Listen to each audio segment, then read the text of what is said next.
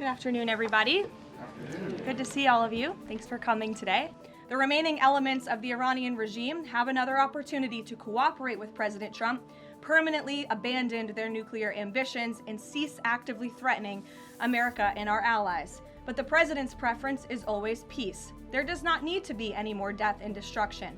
But if Iran fails to accept the reality of the current moment, if they fail to understand that they have been defeated militarily and will continue to be, President Trump will ensure they are hit harder than they have ever been hit before. President Trump does not bluff, and he is prepared to unleash hell. Iran should not miscalculate again. Their last miscalculation cost them their senior leadership, their Navy, their Air Force, and their air defense system. Any violence beyond this point will be because the Iranian regime refused to understand they have already been defeated and refused to come to a deal. Talks continue. They are productive, as the president said on Monday, and they continue to be. However, I saw a 15-point plan that was floated in the media.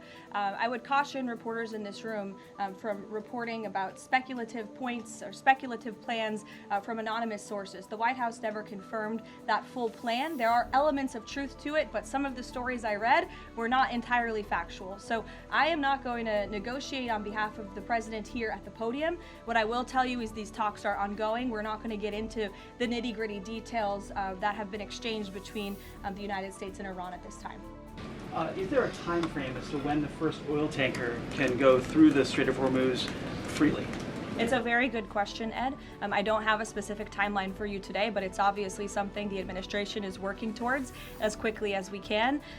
As far as tankers through the strait, something we're tracking very closely, but obviously the administration is coming up with creative new solutions by the day to keep the price of oil stable. When it comes to the Vice President, J.D. Vance, what has changed that has made him more of an active participant in these negotiations with Iran? I don't think anything has changed. The Vice President has always been a key member, the President's right-hand man, and a key member of the President's national security team. He's been part of these discussions throughout this entire course of the administration with respect, again, to the 12-day war that the President and his national security team negotiated a solution to, with respect to the ceasefire between Israel and Gaza and the release of the hostages, which there was a lot of criticism that couldn't get done, and it did. The Vice President has been by the President's side every step of the way, and any reporting otherwise is just completely false. I see him in the room. Again, the President seeks his counsel on all matters, both foreign and domestic. On March 6th, the president said in an interview with Reuters that the U.S. should have a role in choosing Iran's next leadership. Now that we're almost 4 weeks into the operation, is that still the president's assessment of where it should go? As I've said repeatedly, I think the president obviously believes the United States wants to have someone in leadership position in the Iranian regime that will be much more favorable, that will be willing to work with the United States, that will no longer chant death to America. These would obviously be good common sense things for the United States and for our allies. I think that's what the president meant when he spoke with Reuters that day. With thousands of troops on their way to the Middle East, is there a point, either a number of ground troops or a number of days, at which the president will consider seeking authorization from Congress? Well, as you know right now, that formal authorization from Congress is not necessary because we're currently in major combat operations in Iran.